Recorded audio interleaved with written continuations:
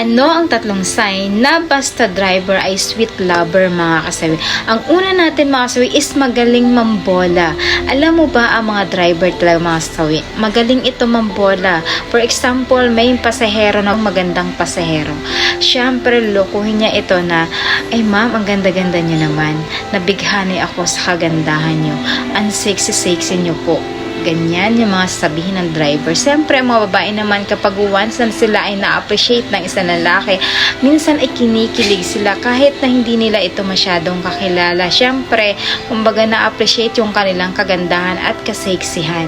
Kaya diba sabi nga nila, ang mga driver kasi is mga very talkative yan. Yung mga iingay talaga sila or makwela sila. Kasi yan yung nakasanayan nila, mga kasawi, na talagang mahilig sila mambola sa mga babaeng pasahero nila.